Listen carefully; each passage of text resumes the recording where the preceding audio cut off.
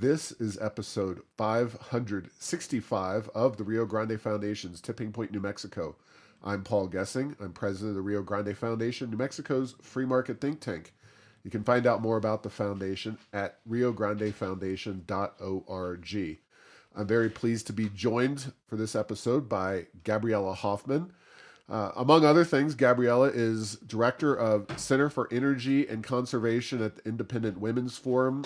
She's a freelance media strategist, award-winning writer, and townhall.com political columnist.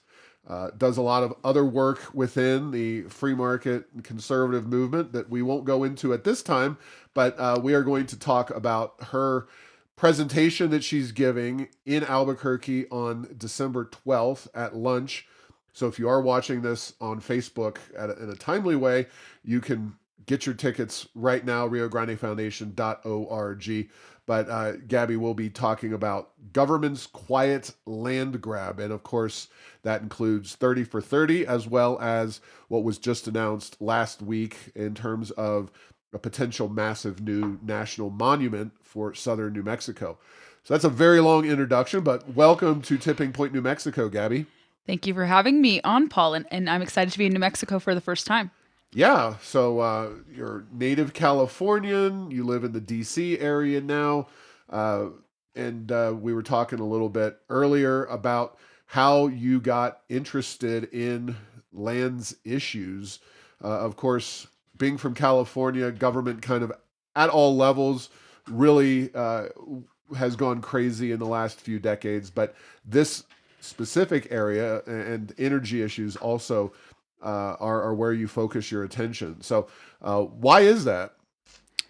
I think if you have a personal connection to your subject or your policy area, I think that could help you lend credibility to whatever expertise you accrue through the time.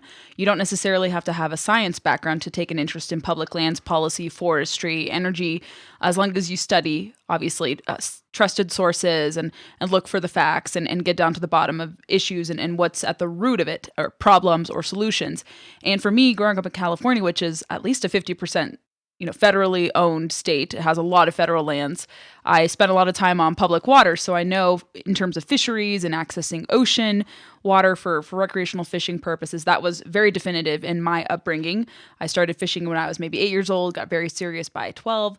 I used to go to national parks from an early age, went to a lot in California, expanded all over the West, and now try to go to as many as I can, even as a young adult today.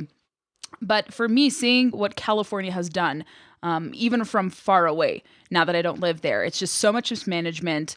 It has moved away from a true conservationist perspective. And I see those similar policies echoed from the federal level, especially that witnessed under the Biden administration.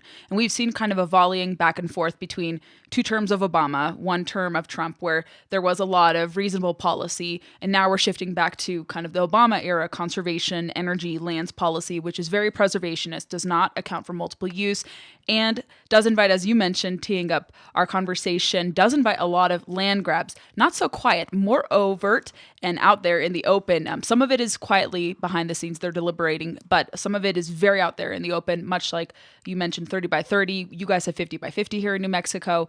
And so, yes, these policies are very personal to me. I care very deeply about keeping public lands in multiple uses for recreational or for people who live off the land and want to have a livelihood off the land as their forebears and foremothers did before them. It's part of the American tradition. And also, obviously, maintaining property rights. I don't think the two of them have to be at odds with one another.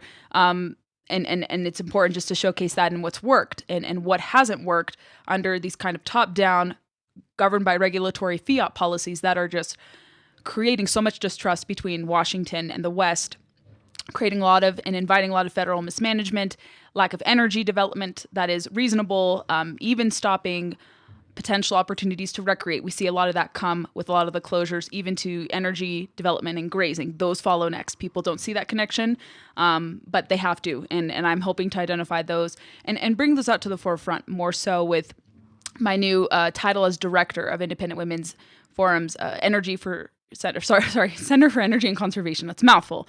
But I've cared about these issues and being able to translate them into policy is a very unique thing to do. And I think I have unique qualifications coming from the West, following what's happening to the West, speaking to a lot of different stakeholders in hunting, fishing, energy, and all of those different kind of stakeholder relationships or stakeholder kind of individuals who are affected by these top-down decisions from Washington. They may have, and I've talked to people on the ground. Out West, there are some people who work for federal agencies who don't agree with what's happening in Washington. They're very attuned to what the locals are concerned about, and they don't like kind of the top-down directives coming from their superiors in Washington. This has been a perennial issue. This is nothing new.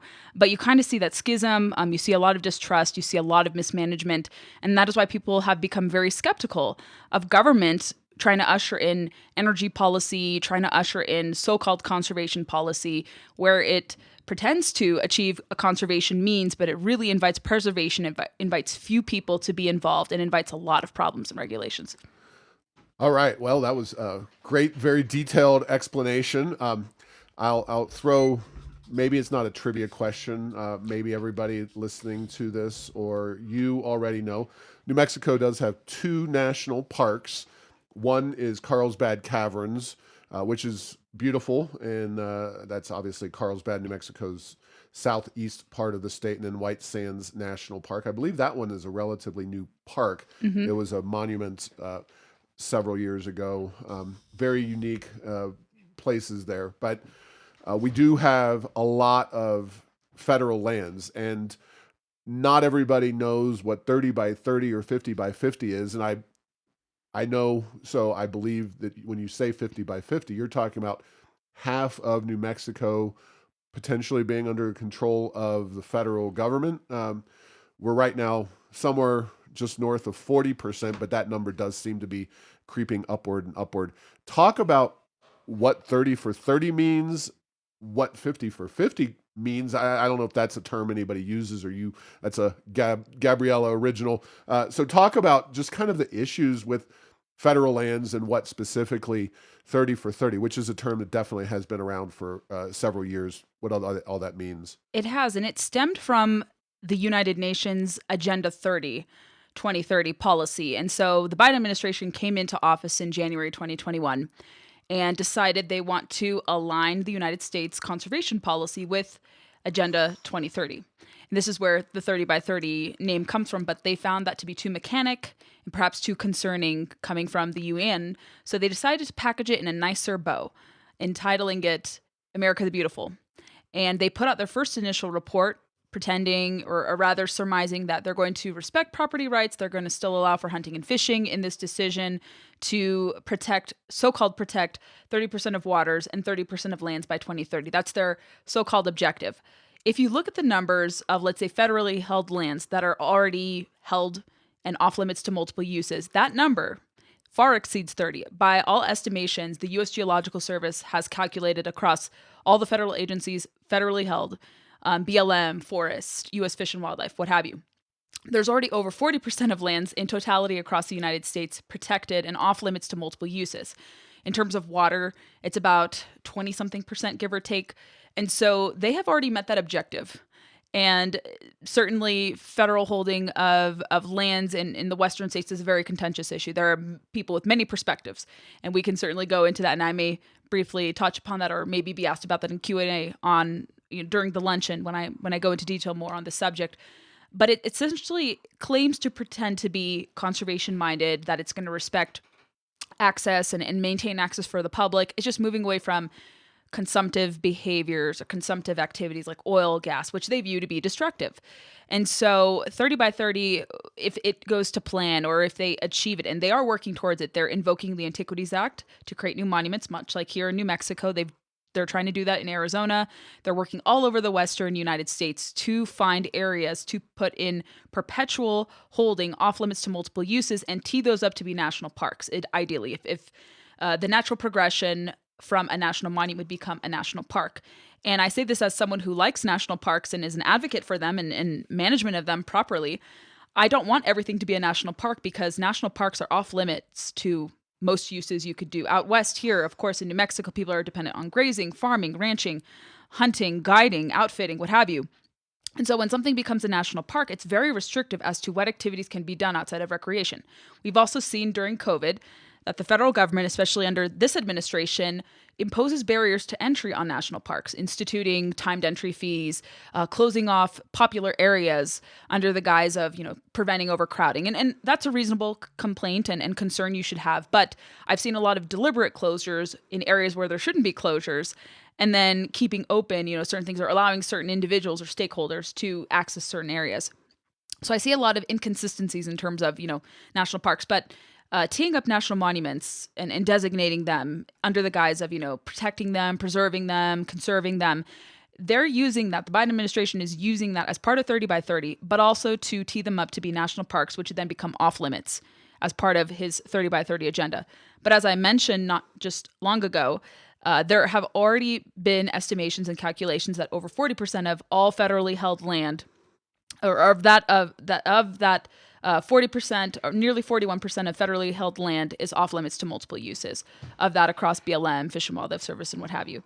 And so they already have met that objective. They're not being honest about those numbers. They're far undercounting it. They're saying there's only 18% that is off limits to multiple uses. That's a lie. Geological Service has said it's over 40%.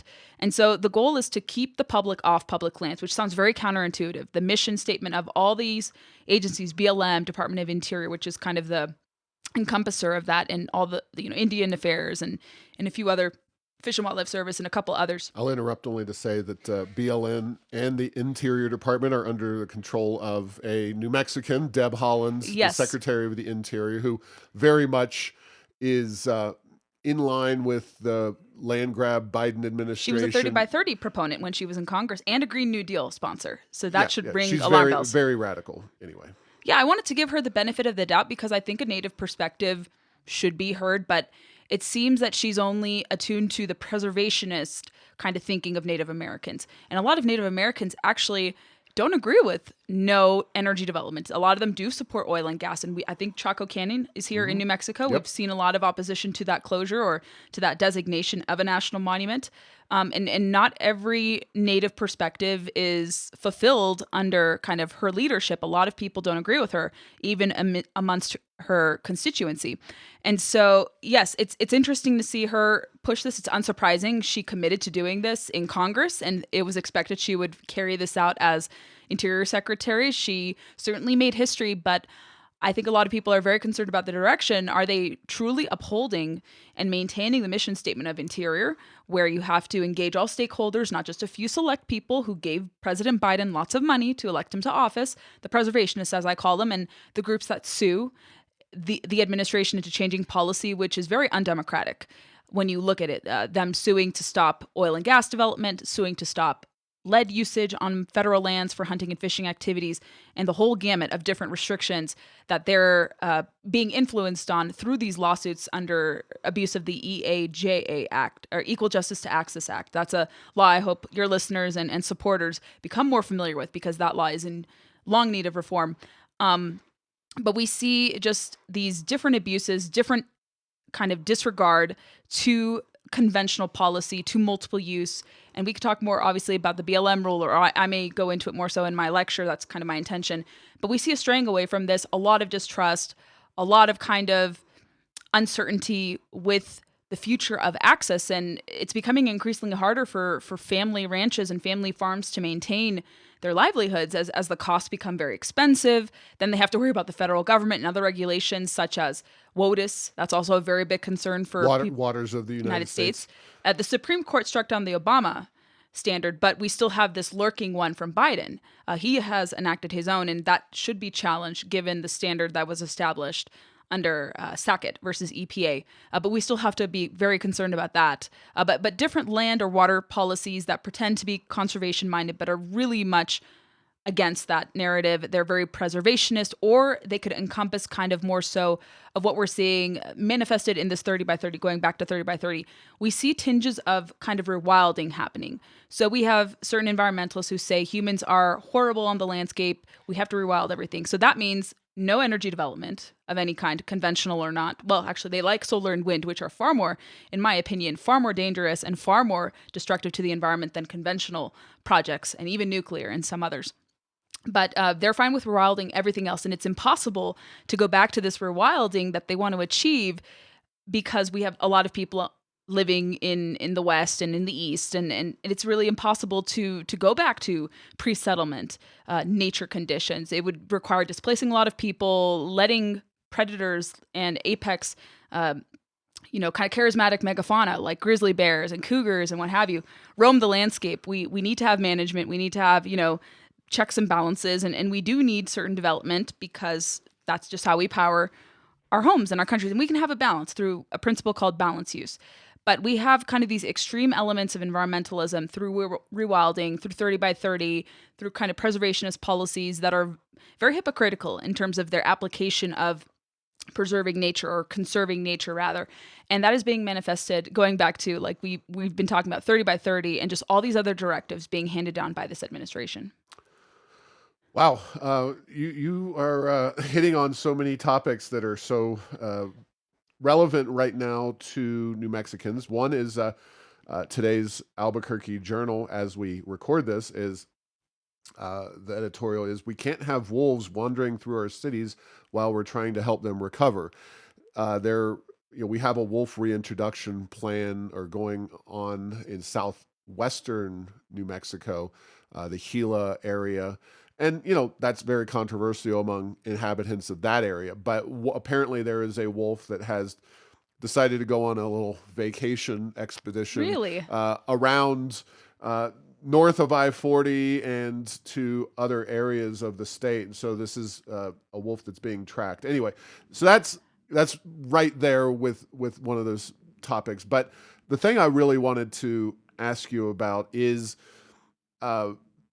the process here with the Antiquities Act, and you mentioned that, and if you want to talk about wolves, that's something that you more than happy to have you weigh in on that. But what I'm interested in with the proposed monument in southern New Mexico and the recently under the Obama administration the created Oregon Mountains National Monument is the process of putting these large tracts of land under federal control and strict federal control.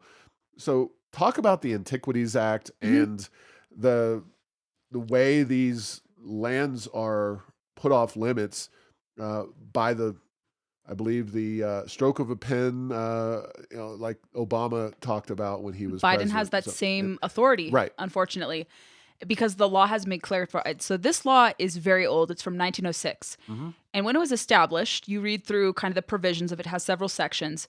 It states specifically in section 2, I'm paraphrasing, but it says that presidents can only designate the smallest area compatible.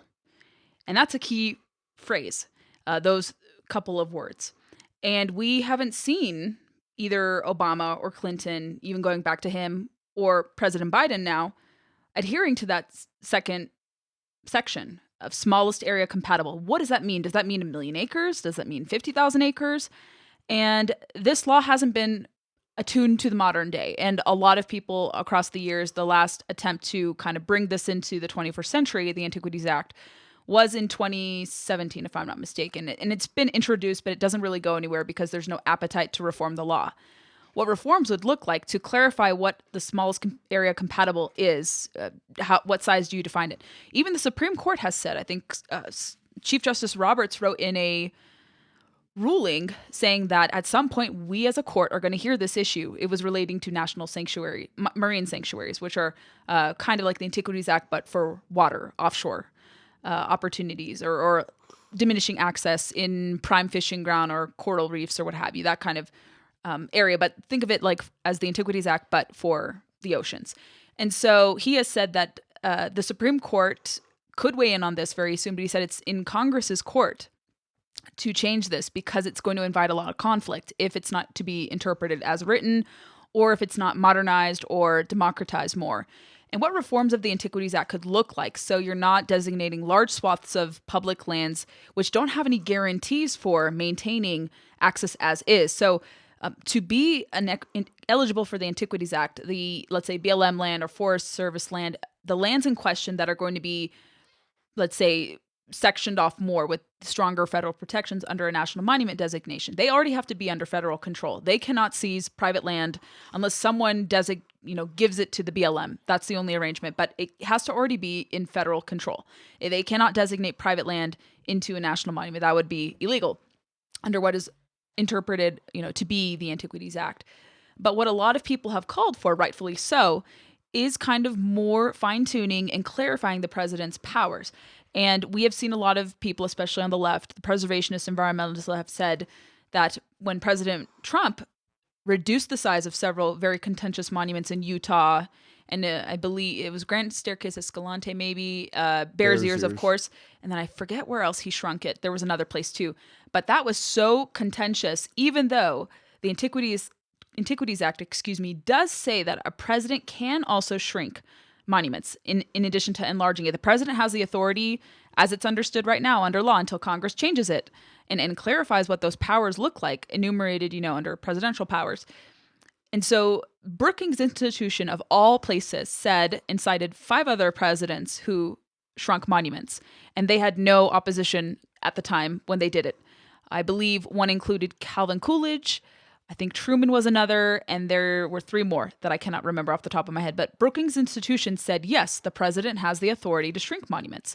And so when I'm, let's say, writing about this issue or analyzing this in terms of policy, and we've gone into this at our Center for Energy and Conservation as well, but I've long documented this. I've written an op-ed in the Deseret a few years ago about this issue and how it'll create limitations for sporting opportunities, because oftentimes not only does it perhaps limit grazing and traditionally held activities, farming, ranching, and stewarding the land, or allowing for access from landowners.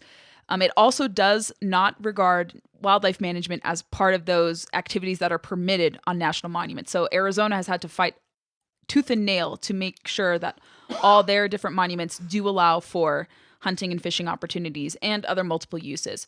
And so what reforms Congress would like to see, or certain proponents of Congress would like to see, in addition to obviously getting reassurance from Congress 2 years ago, we may see maybe court cases challenging this. I think the Bears Ears challenge did not advance recently, so they may be appealing it from what I last read.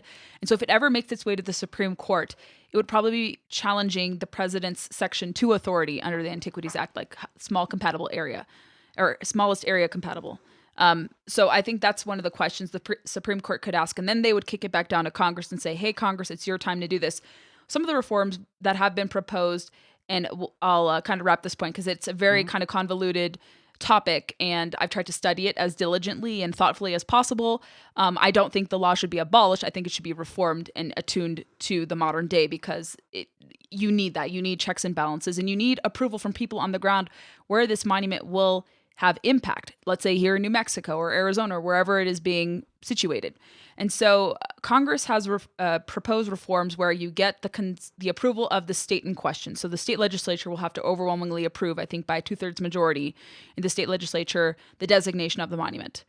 There's also a few other reforms where you get like counties and other localities impacted to weigh in as such. And then Congress would then, in one other reform, have to weigh approval before it is sent to the president too. So they give oversight over whether or not the monument should proceed after they receive state legislature approval. And so that's kind of what it's looked like. And then obviously allowing for more democratic exchange. So right now, these monuments, these proposals are going directly to the president. These groups, the Sierra Clubs, the NRDCs, the Center for Biological Diversities, Patagonia, REI, all these different interests, public and private, are petitioning the president directly. So stakeholders on the ground cannot input opposition to a proposed national monument because they just go to the president. It's quiet. It's not really out in the open. These discussions, then they hear about the monument proposal towards the last, 30 days or towards the deadline. People will find out about, meetings or talks happening on the ground that BLM or Fish and Wildlife Service or perhaps U.S. Forest Service are putting together. So people hear about these stakeholder meetings at the last minute, or right as they're about to finalize the rule, or right as they're about to close comments and then begin finalization of the rule.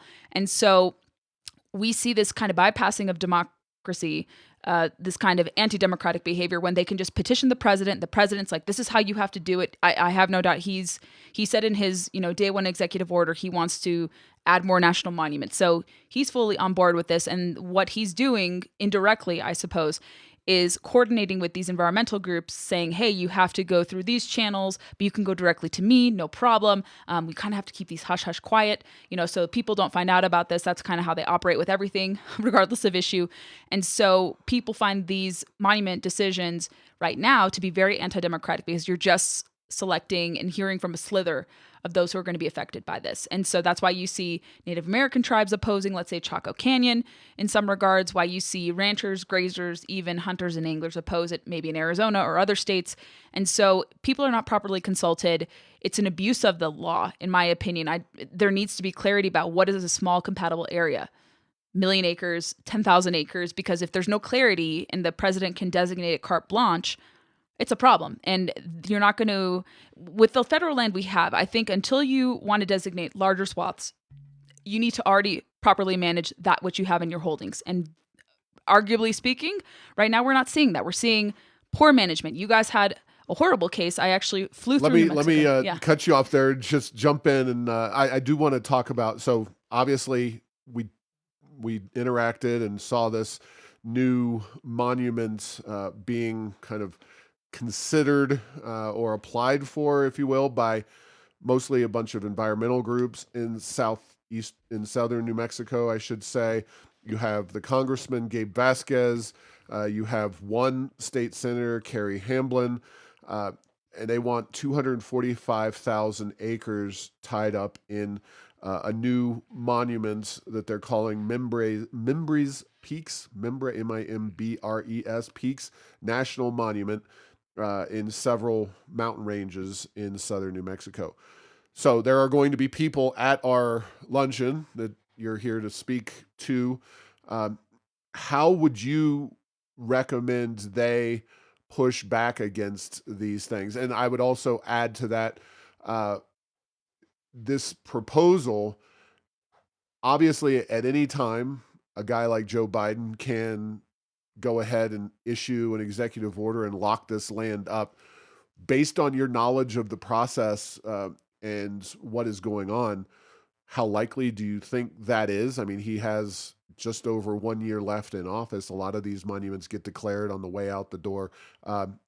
He could get reelected, of course, but where do you see this process going, and how do you advocate people who are concerned push back against it? That's a great question, Paul, because as we know, Congress is deadlocked. To see any actual reform in Congress is highly doubtful, especially going into an election year. So I don't see any reforms happening unless Republicans were to, let's say, invoke the Congressional Review Act to undo a particular rule or executive order designating a new monument. That's the only way conceivably right now, unless let's say a proposal is pending, or we learn that a new designation, let's say the monument here in New Mexico, if comment period is still open, there are ways to demand that that rule be extended further if it's shortened comment period, demanding for stakeholder meetings with local BLM or Fish and Wildlife or Forest Service officials to air your complaints. But it really is then petitioning the agencies, maybe threatening to sue once it goes into effect. Lawsuits are very effective. They can use lawsuits. We can use lawsuits to stop misguided designations, of course. And so it really is about coordination, something that a friend of mine, Margaret Byfeld of American Stewards for Liberty, who is a great person, actually. I think she could be a resource for you guys. She's worked with a lot of different stakeholders here. I think New Mexico was one of the first states she worked with after Colorado that really got activated to oppose 30 by 30, or what is now 50 by 50 here in New Mexico. And so she's a great resource. She talks a lot about coordination and working to stop egregious designations or rules or rulemaking from happening. So it's a matter of organizing and getting together, submitting comments, submitting briefs, and maybe hoping that the opposition was so overwhelming that it would compel the BLM or related agency that is behind such a designation to reconsider if the opposition is just so loud and overwhelming and they see that it's untenable and not something to pursue. But like we had discussed, unfortunately, President Biden does have carte blanche powers here until his powers are clarified more about how much he can designate a national monument. But it really is, messaging, submitting comments, and then preparing, legal action if you need to, or trying to get the rule revoked after it has gone through with the help of people in Congress, or I would say those of the Western Caucus, because I don't think you guys have any kind of conservation minded. You have preservationists, probably left leaning. Your whole delegation, there used to be Yvette Harrell, but I don't think Right. she's there anymore. And so I don't think you have anyone in your delegation specifically, but you could possibly work with, other members of the Western Caucus, neighboring states, and say, we don't have any representation. Would you be able to take our case or advocate for our case, on behalf of New Mexico? So I think working with the Western Caucus is probably a very good idea. Air your complaints there, work with them, and you'll find that members in next door states will probably could be, I would say, helpful in changing, let's say, certain rules from going into effect, or again, demanding the Congressional Review Act or some other maneuver to prevent these rules from going into effect. Because I think I'd heard from friends who are far more experienced in how the rulemaking process goes, or the regulatory side is in terms of regulatory fiat, where most of the rules they want to finalize are likely on the docket, and it would be very unusual to see new rules popped about because they want to finalize a lot of the rules on the books, and they've passed, I don't even know how many regulations per day. I heard some crazy statistic about several thousand new laws and regulations have been enacted since Biden took office. It was like maybe 80 rules or at least 100 rules a day or per day or something of that, a crazy figure. And I can send you that exact number later. But I would say engaging Western stakeholders, members of Congress would probably be the best bet. Writing about this issue through avenues like your organization, Paul, going to meetings, expressing concerns, expressing opposition, obviously in a civil manner, but also working with your local BLM, let's say, director or affiliates, because sometimes they may be sympathetic to your case and may not like or agree with what's happening in Washington. I've seen this difference of opinion in Montana, Utah, Arizona, where the BLM state representatives are in agreement and very sympathetic to those on the ground who may oppose the certain rules. So you may find some unlikely kind of alliance with federal agency employees who are stationed here and work out of these areas, of course. And so, yeah, there's multiple ways to do it. But to see a full repeal of certain rules, I don't think we can see it until, let's say, a new administration comes in, or you're Congress, is able to get Democrats to come in on board with reforming the Antiquities Act. So it may take a Supreme Court case. It could take, revoking a rule. But I think coordination and working with people who are trying to fight for similar lands issues, those opposing 30 by 30, or other type of avenues like that, I think that is where I think success can be, given that the dynamics are kind of tricky and difficult to navigate right now, just given how Congress is made up. You have a presidency that is not welcoming to kind of reasonable monument designation policies. And then you have the Senate, which is similarly kind of influenced there. So it's very hard to get any reforms, I would say, through the presidency or through the executive branch or Congress. It may take lawsuits on the judicial side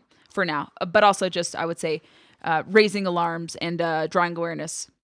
Right. Okay. Well, yeah, it's what you're saying in summary is that you just got to build local opposition. Correct. And use all tools available. And Mm-hmm. obviously, we'll have an election. Joe Biden could be riding off into the sunset. I mean, the threat is over the next year. And of course, Gabe Vasquez, that is a competitive seat. You mentioned Yvette Harrell. They're going to be running against each other. And, there's going to be a lot of issues discussed in that race. But Vasquez, because it is a tight district, has tried to toe the center line. And this is an issue that kind of highlights his more progressive left-wing approach to the policy issues. Now, we don't have a lot of time left. I wish we did, but we have to talk about the management of those lands. You brought that up, and I just wanted to, make sure that you discuss and have a chance to address the management problems. Now, New Mexicans, especially in the north, are aware that the largest fire in New Mexico history, Calf Canyon, Hermit's Peak, that started back in April of 2022, and those two fires merged. burning 341,000 plus acres. It was started by a prescribed burn, but that is not the only way in which the various lands agencies mismanage and fail. That's like obvious and huge, but it's not the only way. And then another, I'm looking at a report from the Congressional Research Service that says that the maintenance backlog in lands managed by the BLM, U.S. Forest Service, National Park Service, and U.S. Forest Service, that those four agencies combined have a deferred maintenance backlog of $35.53 billion. This is from, again, the Congressional Research Service. What year was that published? This is August 8th, 2023. So a recent report. So it went from 20 billion to over 30. Wow. Well, inflation hits us all, doesn't it? That was what the Great American Outdoors Act was supposed to prevent and help ameliorate. So it goes to show Biden administration is not using and interpreting the law as intended. That's not surprising. But I was actually flying through New Mexico to get to Arizona in May of 2022, and I saw the fires from my plane seat. It was crazy to see that. And it's not surprising, unfortunately, and I think that was around the time that the Forest Service chief had announced that they're going to be scaling back some of their prescribed burn programming. And they're, prioritizing some other items, not so much forest management, or I don't know about New Mexico's, but California's officials have had a reticence to have forest management. That's why we saw sequoia trees, including Grand Sherman, which is the most famous sequoia tree ever, nearly burning. And they had to put, flammable proof tinfoil blankets on these ancient trees. And we see some stuff today where I think an environmental group is suing the NPS for wanting to plant trees again because it goes against rewilding, which is very counterintuitive and kind of funny and ironic to see that they're trying to stop the National Park Service from doing one of their duties, replanting trees or replenishing, certain flora that they're supposed to manage. So they're like, oh no, it's creating interference.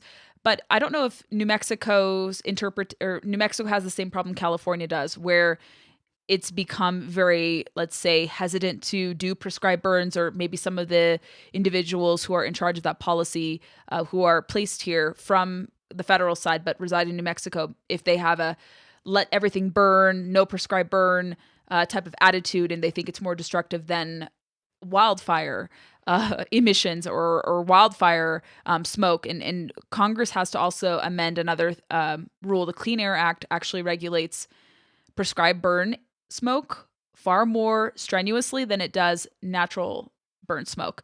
And natural smoke, or wildfire smoke rather, that is not prescribed is 3 times more potent than prescribed burn smoke, which is interesting. So the regulations are very funky there too. So when you have forest management, this is not supposed to be happening, but these preservationists, with their kind of no touch, no prescribed burn kind of thinking, have invited a lot of these high intensity wildfires. We saw this in California, New Mexico, Montana. Well, no logging either, right? I mean, Oregon, the Pacific Northwest. Yep. When you have these policies of not allowing that, or prescribed burns, or some sort of management to happen, like I said, kind of going back to this rewilding principle, letting nature take its course. If you don't have some management, thinning of trees, other types of means that are meant, or let's say getting rid of invasive beetles. That's a very big thing in Colorado. I don't know if you guys have those invasive beetles that also kind of exacerbate high intensity wildfires as well.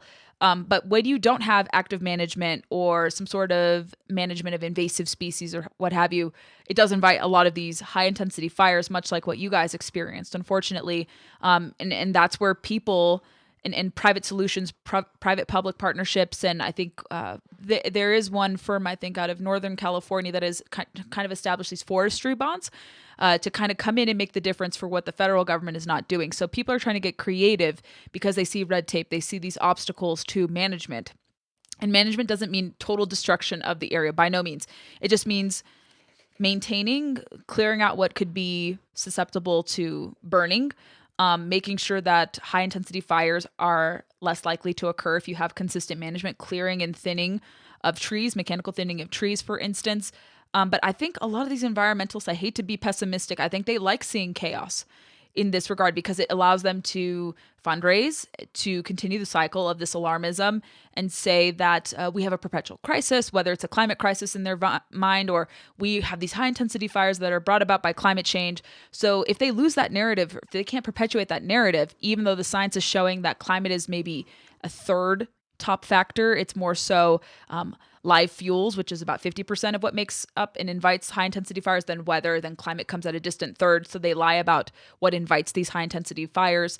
And so if they lose the narrative or they lose the plot there, then they can't fundraise and continue that perpetual cycle of scaring people and then shaping policy which prevents forest management, for instance. So it's convenient for them. They never let a crisis go to waste, unfortunately. And then it creates a lot of problems for those who have to live as a result of these policies or these poorly managed policies. And people, when you get displaced from a wildfire, I've never been displaced, but I've had wildfire smoke in my front yard, in my backyard. I know what smoking conditions are like. It's not pleasant.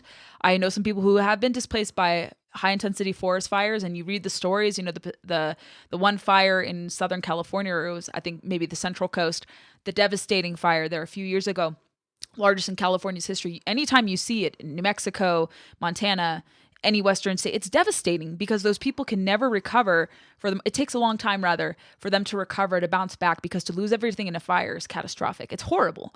And I don't think these people, the preservationists who are shaping environmental policy, realize that, although some are starting to change their tune in California. Even Gavin Newsom has said that he wants to borrow the prescribed fire regimen that Florida and some eastern states have pioneered. Oddly enough, it's an interesting dynamic there.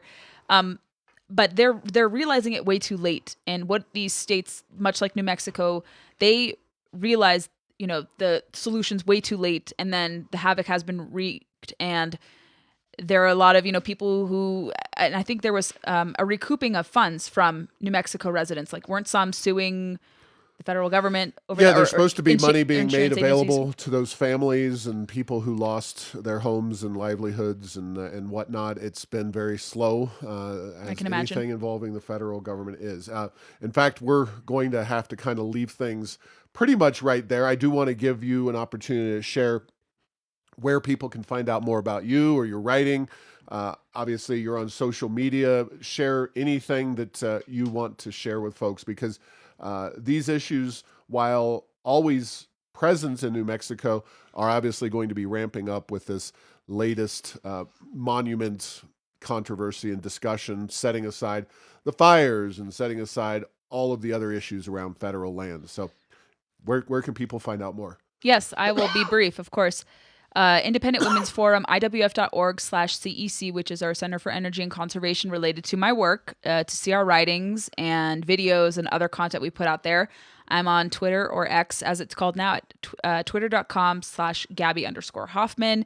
I have Instagram, Facebook, I have YouTube, and I have a podcast called District of Conservation where I talk about these issues. And then I also do a video series with the Committee for Constructive Tomorrow called Conservation Nation. We have touched upon forest management, these public land issues, and much more. So that's where everyone can find me. Wonderful. Thank you very much. And obviously, your presentation on Tuesday at Indian Pueblo Cultural Center at lunch is going to be great. And if folks are watching this on Facebook right now, they can get over and buy their tickets at riograndefoundation.org. So thanks for listening to this week's episode. Find all episodes at tippingpointsnm.com or at the Rio Grande Foundation's YouTube channel. Subscribe to the show at Apple, Stitcher, or tell Google Home. Play Tipping Point New Mexico. Thanks to Path 3 Marketing for producing this show.